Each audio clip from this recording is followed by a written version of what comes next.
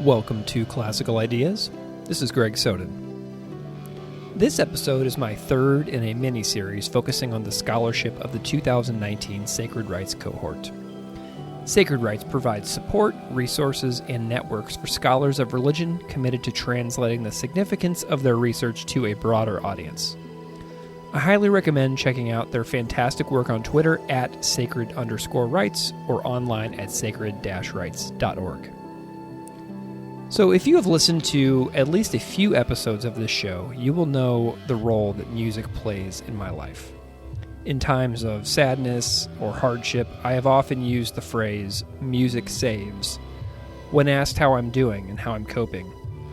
Music transcends so much about our world, and I'm absolutely delighted to bring you a conversation about music within the Yoruba Christian communities of Lagos, Nigeria. My guest in this episode is Dr. Vicki Brennan.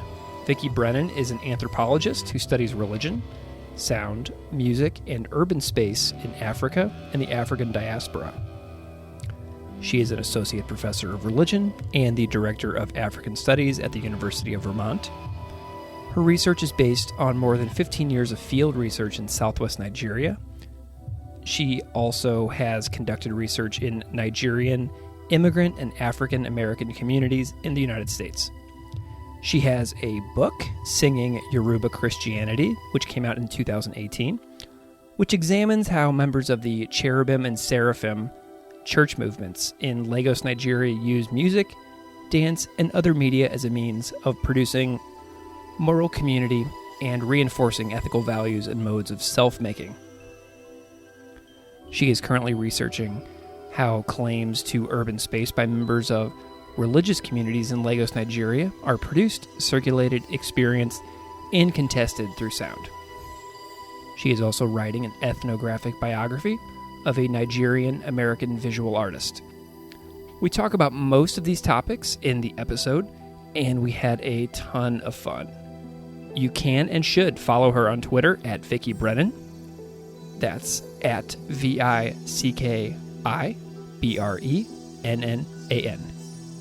Without further delay, please enjoy my conversation with Dr. Vicki Brennan.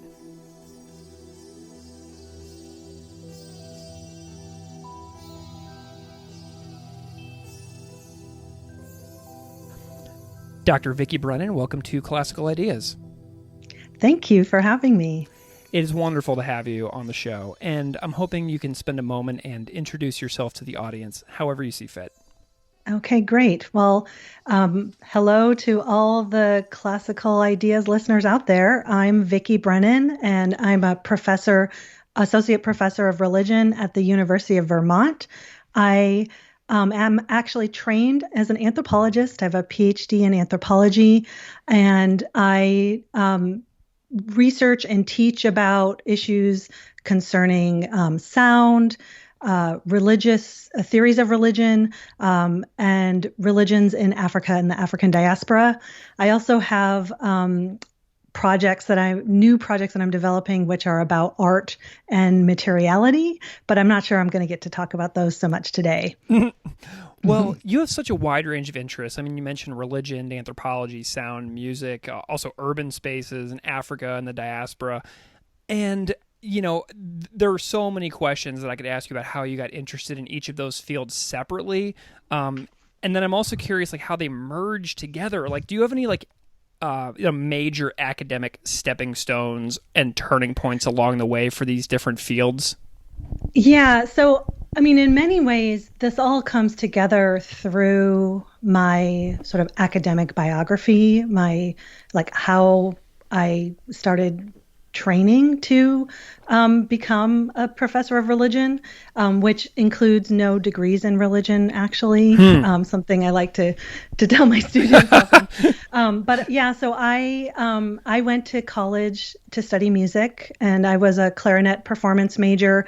But I did a Bachelor of Arts in Music because I thought that I wanted to be a music journalist. And along the way, I got shifted away from journalism, or it was like, you can do journalism, but why don't you go do this graduate work in ethnomusicology? So I after I finished my BA, I went and did a master's degree in ethnomusicology, which is the study of music from cultural and social perspectives. It's like the anthropology of music. And so then as I was doing my degree in ethnomusicology, I decided that I was really interested in more of the questions that were central to anthropology. And so that's when I went to do a PhD in anthropology. And so it's really because of, it's that sort of educational trajectory that led me to there's also the story of how I got a job in religion when I always thought I would get a job in a music department. And it has to do with the topics that I study, and as well as the interests that my particular department had in allowing space for somebody who focused on anthropology and music and sound and Africa. I'm really interested in your musical background because I'm a huge music fan myself. What role does music play in your life? Like, how far back does this go for you? Well, okay, so I started playing the clarinet at the age of 7. I've always been very interested in music, and I, like I said, I performed music throughout my childhood. I became very seriously into classical music in high school. Performing in the youth orchestra. I'm from Syracuse, which isn't that far from you, Greg. I know. Right. So I performed in the Syracuse Symphony Youth Orchestra. I was very active in the high school band scenes that are present in Central New York. In terms of like concert band. But at the same time, I was also interested in other forms of musical practices. So I think given what I've learned about you, Greg, this is also going to hit one of your interests, but I was very involved in the straight edge hardcore punk scene in Syracuse. Like in the, oh gosh, I'm going to give away how old I am, but it was like in the late 80s, early 90s. Amazing. And so I've always had these kinds of interests. When I went to college, like I said, I decided I wanted to be a music journalist. I really got frustrated with playing classical music in the formal settings. Basically, I didn't like playing in the orchestra.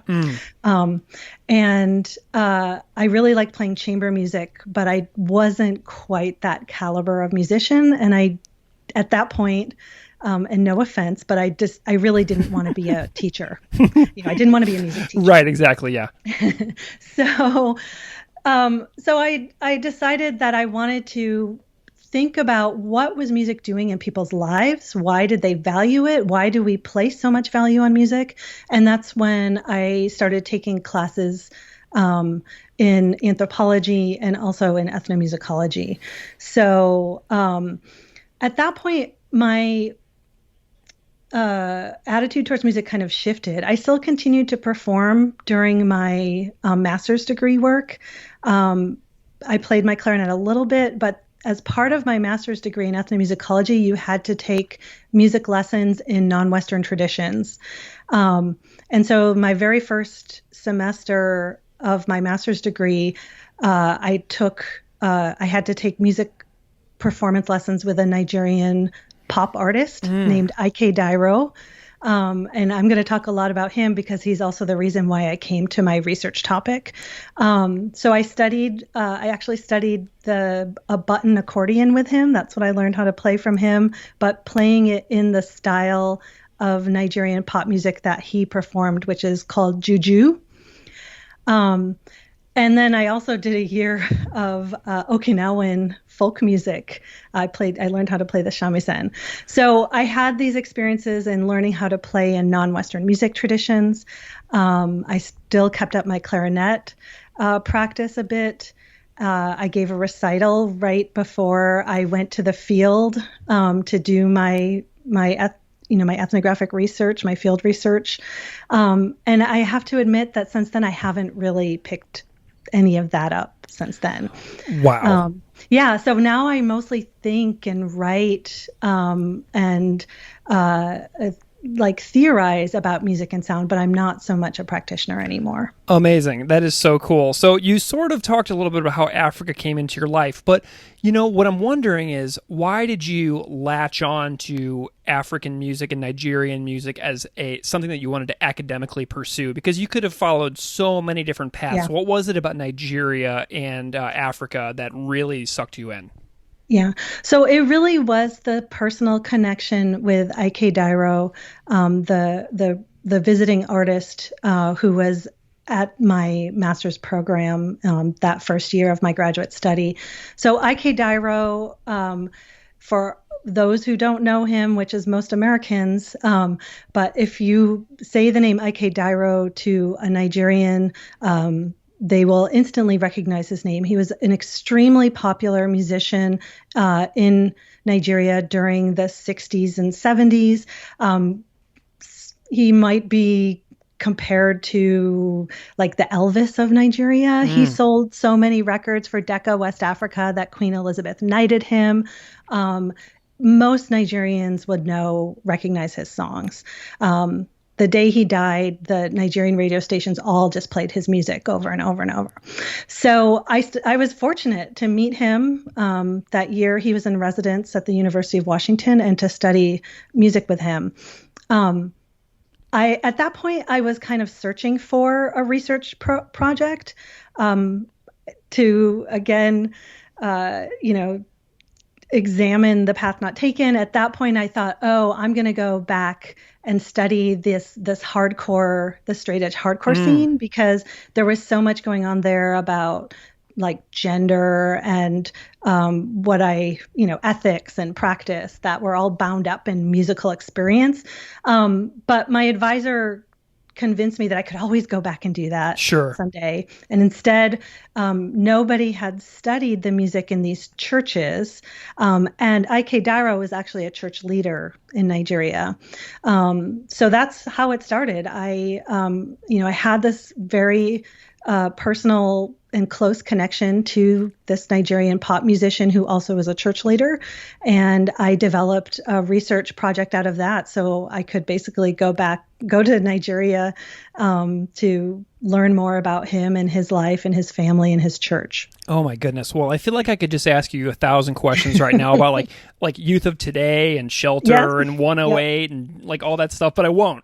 Because that is another time. But that's so cool that you know all that stuff and that you appreciate such a wide variety of music. Something that I often struggle with is feeling like I listen to the same music over and over and that I don't purposefully expand myself, which is why whenever we were planning this interview, I asked you if you could send me just a bunch of songs that I could just listen to, because I'm always seeking to try to break myself out of the molds of the stuff that I just listen to over and over and over. Like I've listened to Propaganda like 1,000 times. Which I love them. They're my favorite band. But, like the songs that you sent over were just such a breath of fresh air for me, because it's something brand new that I've never heard before, even though it's like, as you mentioned, world famous in other parts of the world. So that's really cool. Well, I can send you like an Afro pop mix so you can expand. Love to. Yeah, I'd love it. Any musical suggestions are always welcome, especially if you're listening out there. Feel free to send me music, classicalideas@outlook.com. Bombard me. Awesome. So, the reason why we're talking today is not only because of your amazing work, but also because of your involvement in a fellowship with the Sacred Rights Public Scholarship and Religion Organization with Dr. Liz Buchar, Dr. Megan Goodwin, and the whole organization focuses on bringing scholarship to the greater public. And that's why I do this podcast, because I can have people like you on, have great conversations like this, and then send it out into the world free of charge for anybody who wants to listen to it, just out of sheer curiosity. And so I'm curious how you got interested in pursuing this opportunity with Sacred Rights to become a more public-facing scholar. Yeah, so I have become interested in the past few years with trying to come up with ways to tell the stories that I tell, but for different kinds of audiences and in different forms. So not just writing scholarly articles or ethnographic monographs, but to think about how the kinds of research that I do and basically the stories that I tell as an ethnographer might reach wider and wider audiences. I mean, on a more personal note, this is something I started thinking about. I was talking to a family friend about my book, and I know we're going to talk about my book in a little bit, but my book was this big burden that I carried for a long time because it took me a while to finish writing it. And she just said, why are you writing this book? Why don't you just write a novel? And initially I was like, well, because I'm a scholar and anthropology is empirical and blah, blah, blah, blah. But I really said, oh, right. What kinds of stories would someone like her be interested in? And how can I access those kinds of audiences? So sacred rites came onto my radar in part because of my colleague, Elise Morgenstein-Furst, who is extremely close friends with Dr. Megan Goodwin. And so I said, okay, let me try this training out to see what's involved in translating scholarly work to public audiences and what kinds of venues and formats are available to me to tell my stories in different ways through different media and to different audiences. So, yeah. And I think that's what we're doing right now, wouldn't you say? Yeah, absolutely. Yeah. I love it. So you mentioned your 2018 book called Singing Yoruba Christianity, about Christianity in Africa. And as we've talked about off air, this is a topic that's very new to me, to this show. And whenever we started talking about this, I realized this was like a glaring gap within the back catalog of the Classical Ideas podcast. So I'm, first of all, very grateful that we can begin to fill this immense gap. Can you talk a little bit about how Christianity's status, demographics, and rate of growth on the African continent are currently shaping that way of life? Yeah, so the majority of people who live on the African continent practice either Christianity or Islam. That is something that is relatively recent, like in the past 100 years. But that is nevertheless, that's a fact that we need to acknowledge. A lot of times people think about Africa and they don't realize that. But the largest, Africa, sub-Saharan Africa especially, is experiencing the largest growth in Islam and Christianity anywhere in the world. Since 1900, Christianity in Africa has exploded. Christians in Africa have grown from, I'm just looking up some numbers here, from approximately 7 million Christians in 1900 to over 450 million today. And projections, this is done by the Pew Trust, doing research on religious adherence on the continent. So the projections are that the most Christians in the world will soon be on the African continent. So so this is something that has to be reckoned with, right? That the real importance that these religions that originate outside of Africa play in the lives of Africans today.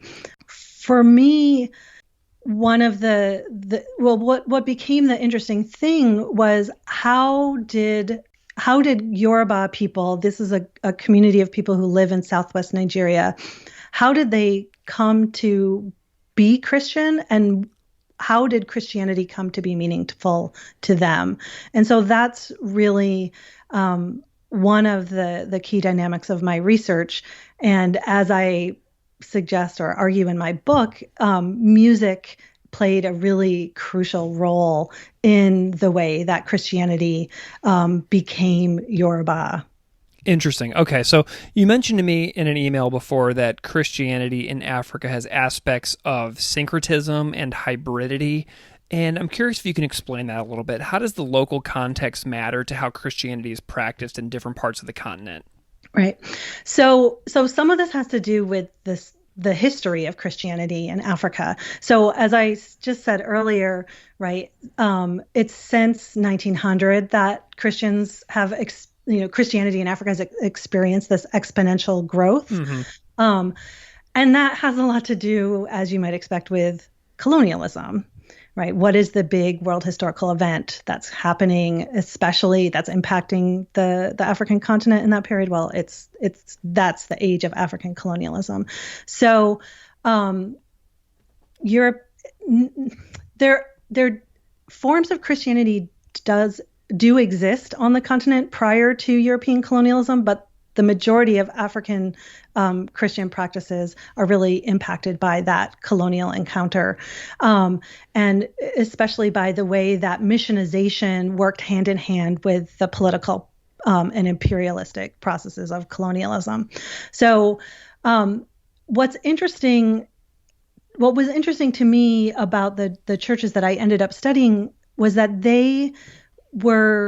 they're churches that are known among scholars of Christianity in Africa as African independent churches. Mm-hmm. So they broke away from those mission churches early in the 20th century. It actually, interestingly, given what's going on in our world right now, it was in the context of post-World War I, the Spanish flu epidemic or pandemic, and other factors that a large number of African Christians started experimenting with more what we now would call Pentecostal faith-based healing practices and other kinds of modes that were not necessarily allowed in mission churches. And for the Yoruba, the main mission churches were Anglican churches from the UK because Nigeria was colonized by the British.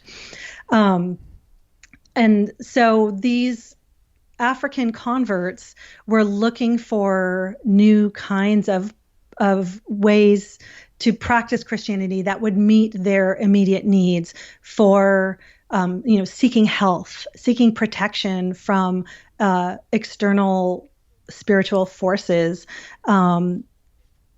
witches, wizards, aspects of indigenous religion that were seen as potentially harmful. And so Christianity possibly offered a mode of protection from those spiritual forces. And also just, like I said, seeking health and well-being. And so this is where this aspect of syncretism and hybridity comes in, where a certain kind of Yoruba worldview when it comes to what religion is and what religion does integrates or mixes in with Christian practices, Christian ideas, Christian modes of being.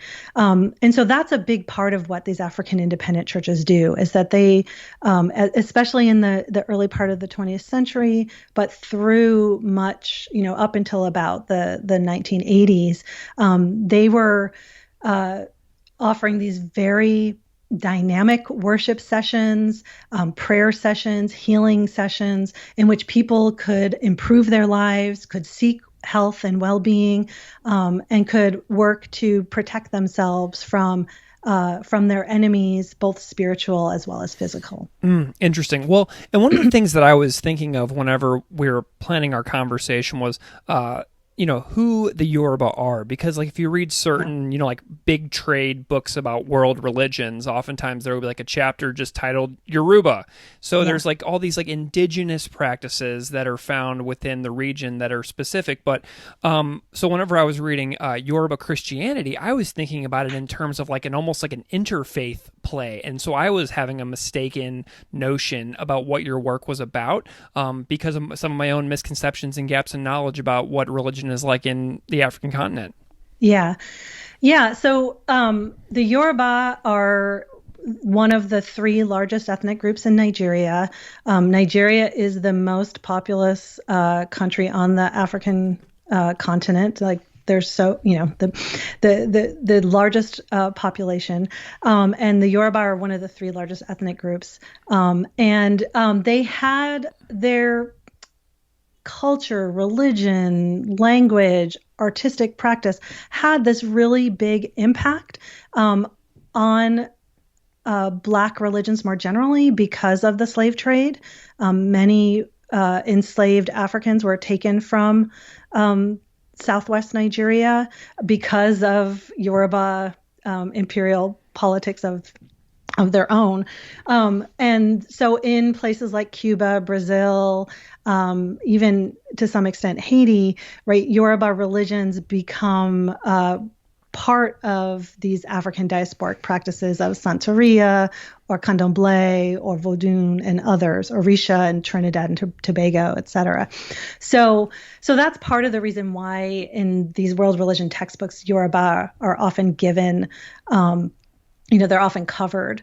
But what happens back home in Nigeria, well, it's actually a really complicated and interesting mix, because you not only have Yoruba people who have been missionized and converted to Anglicism or to become Baptist. There are some American missionaries in the southwest part of Nigeria as well. But you have people returning from Cuba or Brazil who have bought their slavery and are coming back home, right, and bringing new practices. And then you also have there basically were people who were on slave ships on their way to the New World, but intercepted by the British anti-slavery patrols, because Britain outlawed slavery at some point. And so they were basically like, these slave ships are stopped by the British. All of the enslaved people on board are offloaded in Sierra Leone, and they're sort of mass converted to Christianity, and they return home. And so you have this really interesting mix of people who have this really complicated relationship towards indigenous religion, who have been converted to Christianity, who are doing the work of translating the Bible into Yoruba and translating Christian practices for new Yoruba converts, like seeking new Yoruba converts. And so it's like out of that mix that the churches that I ended up doing my research with emerged. And so if you want to think about, right, there's still very much Christian churches, but they translate Christianity through the needs and the impulses of Yoruba communities. So perhaps one of the, well, other than music, which is what I'm talk about in my book, right? Music is one of the key modes through which Christianity gets made Yoruba, and through which the Yoruba come to experience and live Christianity. But the other sort of major practice that really sort of integrates Yoruba ideas about religiosity into Christianity is the practice of church prophets. So there's a sort of whole prophet system within the church where like it's based on the biblical prophets like Daniel, right? But these are prophets who are, live among us, who can sort of help you to divine your problem through communication with God, to receive divine messages from God that can help guide everyday practice in the now, right? And so the prophets play a really important role, and that's something that's not as prevalent in white Protestant Christianity or even Anglican, Anglican Protestantism. That's interesting. So and I am interested in the basic belief structures and practices of what it means to be Yoruba Christian. So would that living prophet thing be like one of the most major distinctions between, if you compare and contrast different Christianity denominations around the world? Yeah, I mean, so I would say that's something that's very distinctive to the churches that I worked with in Nigeria, the prevalence of the prophets. Though I would also say, like, one of the things that I'm very careful about in writing my book and writing about these churches is to insist that all of these things, for them, these are all Christian practices, right? They're very clear about not practicing indigenous religions. They've converted, in many of them now, especially in like the last 30 years, for reasons we can talk about later, have adopted some of the language of being born again. Right. Right. But it's about rejecting your past and accepting this new religion. But then it's also about changing the religion to make it better suit your sort of immediate spiritual and physical needs. And so prophecy is a big part of it. But also as I discuss in the book, it's about the kind of expressive, affective, emotional, and performance-based kinds of experiences of worship that were not encouraged by mission churches, but that were seen as necessary in order to really feel one's connection to God and to one's community. And so that's where music and dance come in. So interesting. The other major thing, and this is, if I don't say this, any Nigerian listeners is going to scold me for not knowing what I'm talking about. But the other real major distinction of these churches that I researched for my book, so it's the Cherubim and Seraphim movement church. But Cherubim and Seraphim refers to a group of these African independent churches that identify themselves as linked to a particular founder, but they all wear white praying gowns, a white garment to pray in.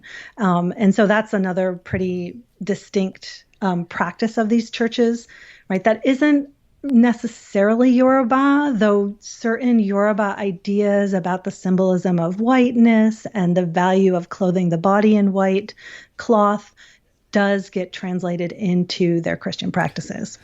And, I was thinking about a conversation I had with my dear friend David Ampanza about this a couple years ago, and he was very, very clear and painstaking to me in his detail about how these movements are rejecting the indigenous practices and how that's such a big deal.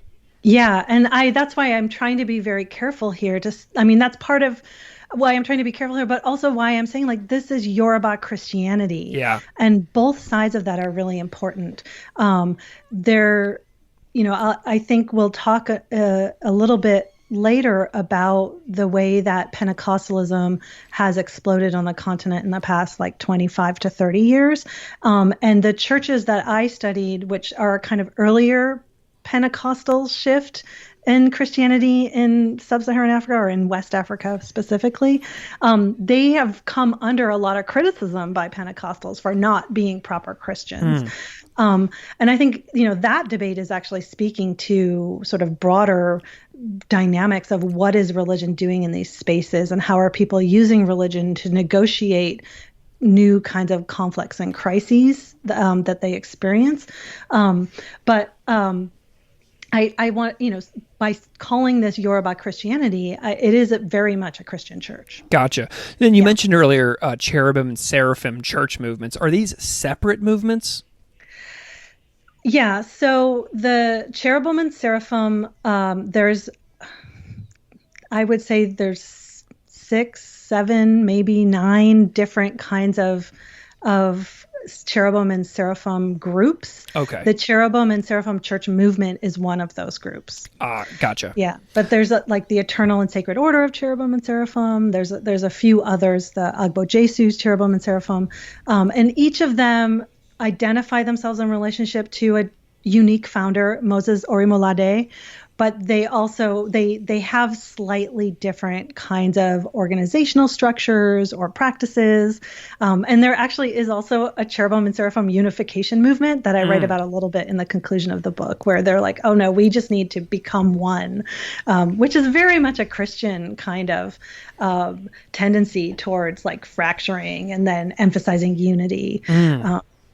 Yeah. Well, and one of the things I'm getting the sense here that all this is extremely sensory. So I'm wondering if you can paint a picture for the listener. What would we all see, hear, smell, etc., if we were to attend one of these church services? Yeah. So as you say, it's very sensory. If you enter into the compound in which a church is located, and I should note that these compounds range. The church where I ended up spending most of my time during my field work, that I worked with most closely, is the Cherubim and Seraphim church movement, Ionio, which is in Lagos, Nigeria. And it's a very, very big church. I would say when I went there, I went every Sunday for approximately 18 months. There would be thousands of people there worshiping. And they had different kind of congregations within the compound, but you'd enter the compound and you would just be met with these throngs of people wearing their white prayer gowns. So these are white robes that cover you from your neck down to your feet, like to your ankles. Women will be wearing a white cap on their heads, covering their hair with their hair tucked in. And then the other distinctive feature of people's appearance is that you don't wear shoes when you enter into the church. So people all in white, taking their shoes off, rushing into the church. You would also be met with especially at the Ionio Church, a wall of sound. There's loudspeakers all around the church compound that's broadcasting what's happening inside, and the church choir would be, the church would start with at least an hour of singing and dancing. So this is a large choir with at least 100 different voices, men and women. 3 or 4 electric guitars, bass guitar, a drum kit, an organ, a set of talking drummers playing, and congas, right? So a full wall of sound, of singing, of music, and of dancing. And that, in addition to that, you'd have the things like, the heat of Lagos. Lagos is a tropical city. The humidity, the incense that's used inside the church, right? And so it's part of what happens when people go to church each Sunday to participate in worship services, is this like full engagement of all the senses, and the use of music specifically to help connect people to this worship space and to all the people together worshiping, and then ideally to God. That is so amazing. Well, and you write in the book that the Cherubim and Seraphim church movements use music and dance as a means of producing a moral community, and how that reinforces ethical values amidst corruption surrounding them. And I'm curious if you can elaborate a little bit about how music serves as building a moral community, and how music is moral, and how does it reinforce morals to this particular group? Yeah. So just a little nerdy religious scholar kind of thing, but with moral community, I'm pointing to Durkheim and sort of Durkheimian ideas about the way that religion sort of reinforces community values and constructs sociality, right? A sort of embodied form of sociality via ritual.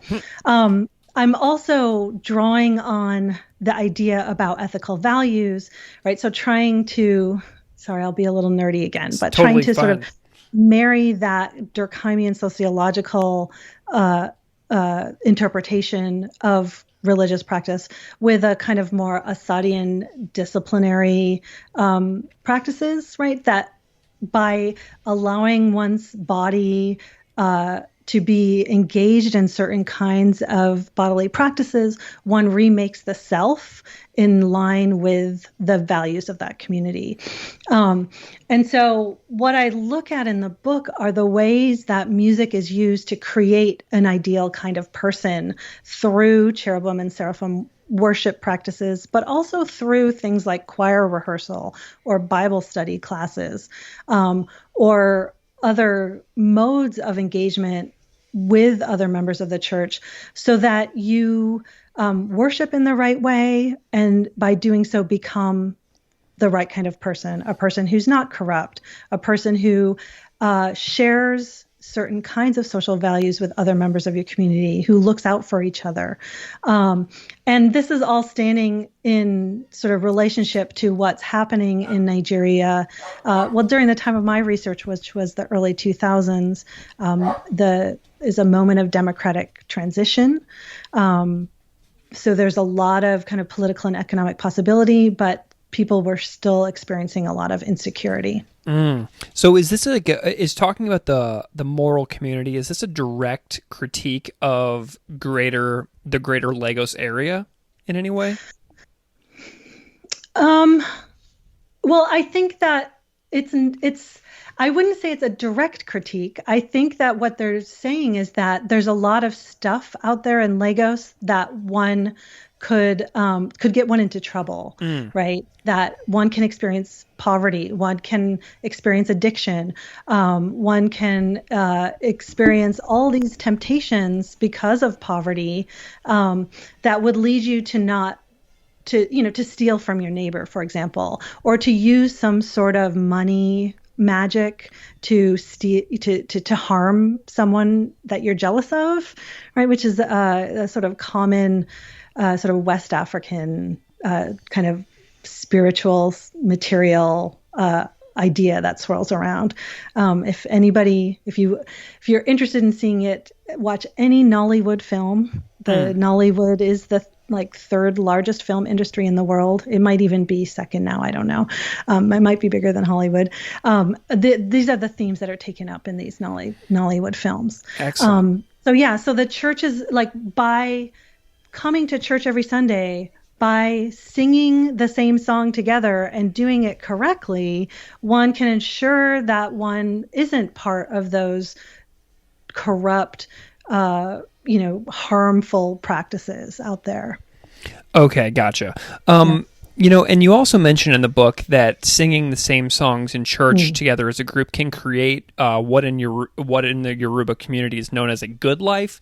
And there's a specific term associated with that in the book that I'm not even going to try. I just want you to pronounce. I'm guessing Alafia? Yes. Can you tell me about this Yoruba term for good life and what that means within the concept of this church? Yeah. I mean, Alafia is a great word, and it's not, I'm not a sort of linguist by any means, and my Yoruba is pretty basic, especially now that it's been a long time since I've had an extended stay in Nigeria. But Alafia generally refers to a state of complete well-being. It's peace, it's health, it's happiness, and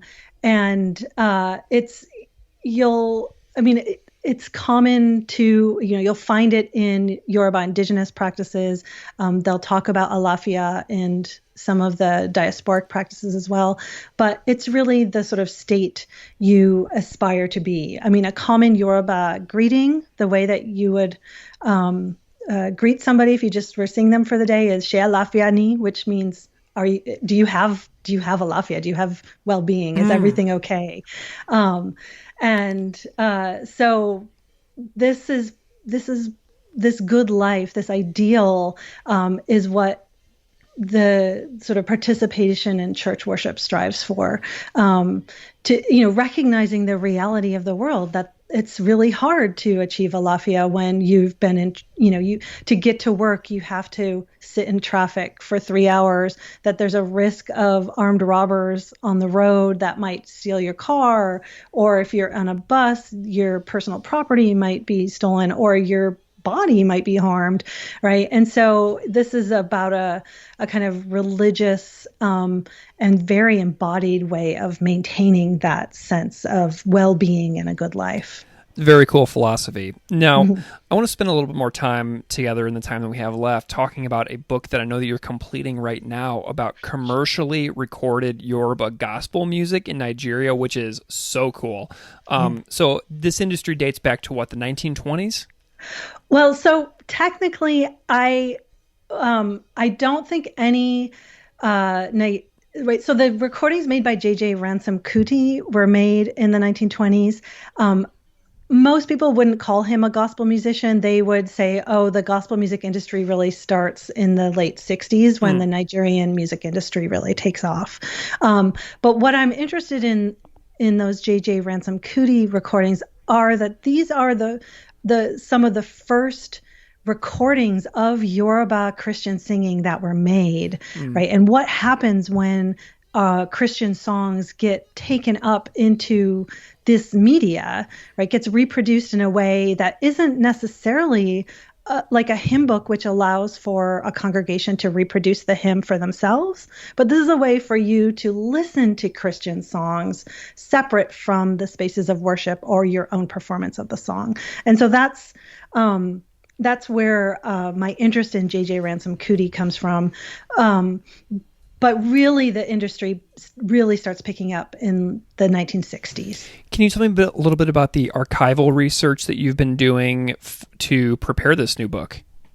Yeah, so the archival research that I did was mainly on the Ransom Cootie recordings. And I think I mentioned to you in our correspondence that when I wanted to hear them, I actually had to go to the British Library, and now they're all there on YouTube. Yeah. So if you want to hear them, you can just go to YouTube, which is just amazing. But I actually remember, so I was in the British Library listening to the recordings, and you had to, request them to be played. They were still, I think, on some reel-to-reel recordings or something.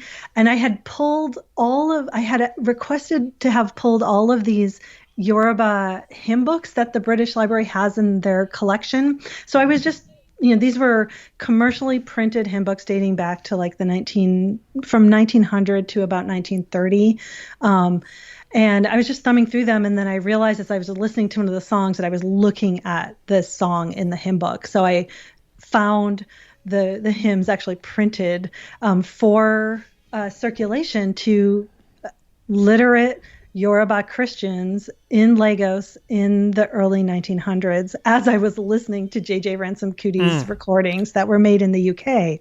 Amazing. Well, and I was listening to J.J. Ransom Cootie's work also on an album called Over There, Sounds and Images from Black Europe. Yeah. And this song was close to what I expected from worship music. Like, it didn't, it kind of sounded like, it felt like I was listening to church music, gospel music. But then I listened to a song that you also sent over, which you said was one of the most popular songs. I believe it's called Oke Mimo. Okay, yeah. So the song is actually Layin Jesu Koseni Kang O, which is from the album Oke Mimo. Gotcha. Which is the best-selling album produced by the Cherubim and Seraphim Ionio Church, the one where I ended up doing my research. So that church has more than 30 commercial recordings of their own choir that that have been very successful. But Oke Mimo is the one that was by far their most popular album, and that song, everybody will know that song. Well, if I tell a Nigerian person or a Yoruba person I'm researching that church, they'll start singing Layin Jesu. I mean, it's so dancey, it's almost like it feels like it has like a lot of Caribbean influence as well. It feels like there's some reggae tones in there. Can you tell me a little bit about the range of sounds like that we would hear if we're listening to this Yoruba Christian music? Because this is like so fascinating to me. Yeah, so that's part of what I write about what I am writing about in the gospel music book. So the J.J. Ransom Cootie, as you noted, right, that's voice and piano. Mm-hmm. And he's very much writing Yoruba Christian songs in a kind of hymn-like mode, right? They sound like Christian songs. Yeah. Part of what happens in the independent churches and in the development of Yoruba Christianity over the 20th century is that different kinds of musical styles and genres get integrated. And so, for example, the Cherubim and Seraphim are very well known for allowing certain kinds of Yoruba drums to be used during church worship. I think I mentioned that when I was discussing the sensory experience of worship, that the talking drum would be used. And I do want to note that there's a variety of Yoruba talking drums. This is a particular Yoruba. This is a particular drum. It's called the gangam. This is more technical maybe than I need to get. Totally fine. Go for it. Some of the talking drums will be too spiritually powerful, like too powerfully connected to Yoruba indigenous religion to be used in church, but the gangan has become more integrated into Christian practice, and it still can speak the Yoruba language. Yoruba is a tonal language, and so there's a lot of drum language continuum that goes on. And so they started integrating Yoruba drums into worship, and then also using a lot of dancing and sort of, like you said, more diasporic musical forms. I mean, this is part of what's happening in Lagos in, the first part of the 20th century, as freed slaves from Cuba are returning, freed slaves from Brazil, the returnees from Sierra Leone, right? There's this really interesting cultural mix that's producing new dynamic forms of musical practice, right? You have like recordings of Afro-Cuban drumming that were made in Cuba by descendants of enslaved Yoruba people in Cuba. Those recordings come back to Nigeria and then shape new modes of musical practice and get integrated into the churches in certain kinds of ways. So one of the things that I've been looking at in the gospel music book is how gospel music, the genres that are acceptable to use as gospel music to praise the Christian God, expands. And so one of the chapters, for example, I think this was one of the other recordings I sent you. One of my chapters is about a musician named Shemwale Jesu, who took a genre of music called Shemwale, which is associated with a majority Muslim Yoruba community in a particular region of Yoruba land. So this is like a Muslim community style of music that actually drew on a religious genre to turn into a secular genre that a Muslim community would sing. So the secular version has kind of like obscene jokes, sexual jokes in it. And then she took that genre and turned it into gospel music. And she's fabulously popular, Shemwale Jesu. She's a very popular contemporary Yoruba gospel musician. And so part of what is going on in this music industry is all of these genres are out there. They get translated and made available for Christian experience and entertainment, really. I mean, your passion for this subject is just so inspiring. I just love it. And okay, I hope I'm not getting into too much detail. And when I put on the OK Mimo album, I was really blown away by how much I loved it. I absolutely loved it. I was like, oh my gosh, I could hear a little bit of Jimmy Cliff in here. I can hear a little bit of Bob Marley in here. Like I was like just loving it when I was listening to it. And I'll put a link to that song in the show notes as well. So if anybody's listening to this and you want to hear the OK Mimo record, I'll put a link to it in the show notes down below. So let's move continents really quick. Okay. You've also worked with a Yoruba Christian organization based in the United States. What are they called? Asaphs of Seraph? Yep. Awesome. So, religious practice tends to adapt to local culture, as we all know. Has Yoruba Christianity in the U.S. changed at all to make it unique from Nigerian Yoruba Christianity? Yeah, so this is really interesting because that was actually the question that my whole dissertation research started with. Oh, boy. I had planned to do more research with the Yoruba the Cherubim and Seraphim churches here in the U.S. and looking at how they maintained their connection back to Nigeria. So it was like a new African diaspora issue.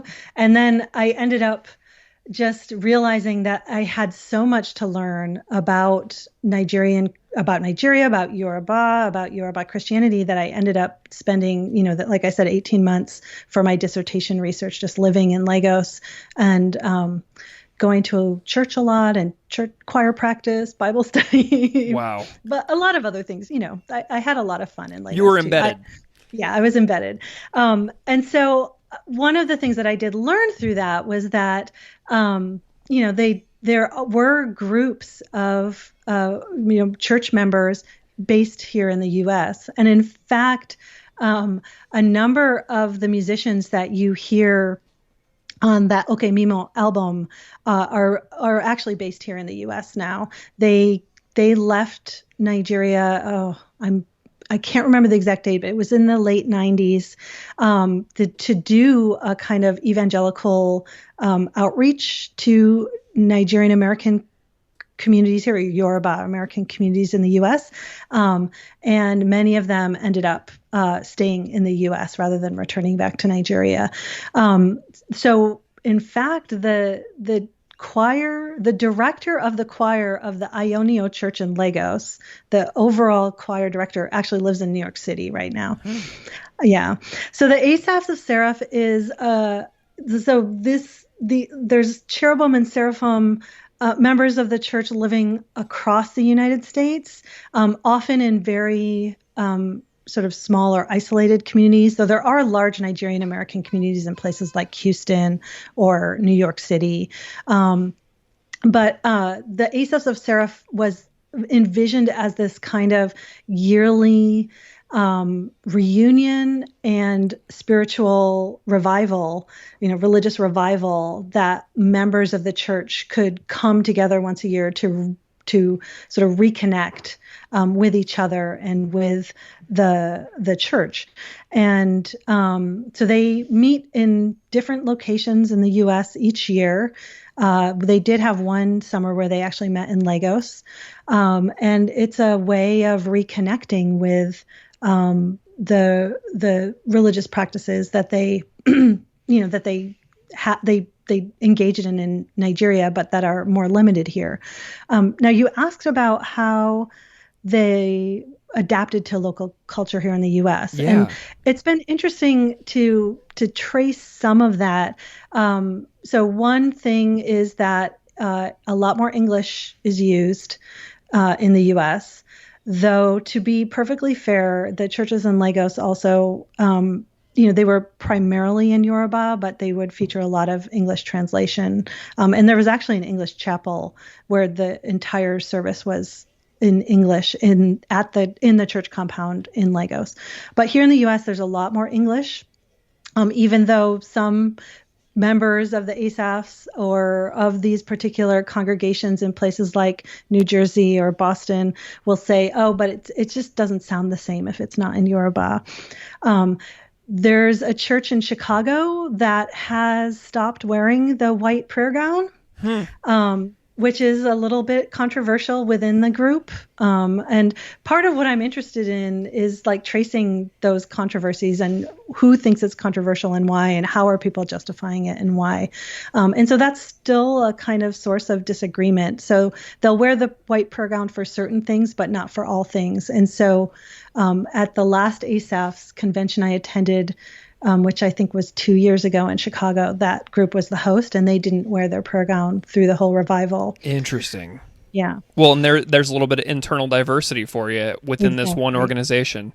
Yeah. Do you have a timeline for this this gospel book about commercially recorded gospel music in Nigeria?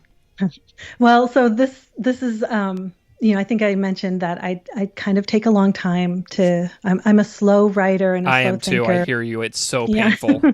So I was planning to go to Nigeria next month to do a little bit more research. I've been I've been really interested in the way that gospel musicians right now are using Instagram and other forms of social media to reach their audiences. I actually interviewed she's like the biggest Yoruba gospel musicians right now, Tope Alabi.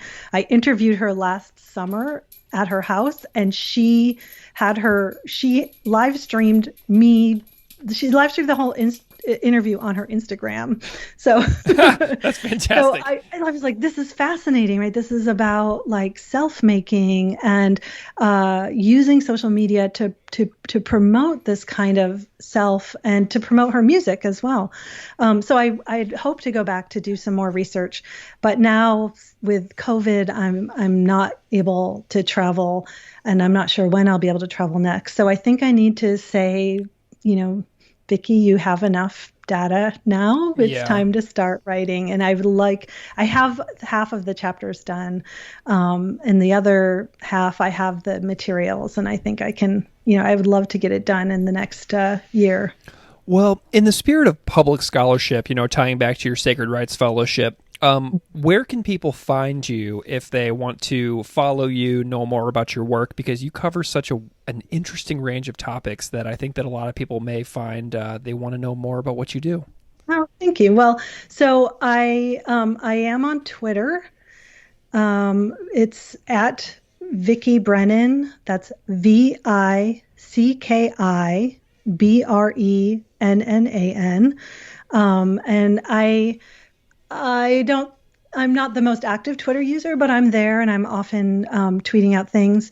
And then the Sacred Rights website keeps an update of what all of the fellows have been producing. So I think that would be another good place to look. Fantastic. Well, Dr. Vicki Brennan, this has been such a fantastic, informative, detailed, wide-ranging conversation. I'm very grateful to you for your time, and your new microphone sounds amazing, which I think the listeners will agree on. So thank you so much for coming on Classical Ideas and having a great time with me today. Thanks for having me. This was a great conversation, and I'm hoping I'll come back again. We can talk about some of my other projects.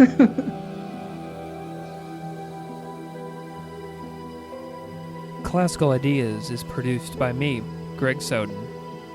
Music on Classical Ideas is composed and performed by Derek Strybig. You can find his music at www.wearewarmmusic.com. If you like this show, please rate it on iTunes, Stitcher, or wherever you get your podcasts.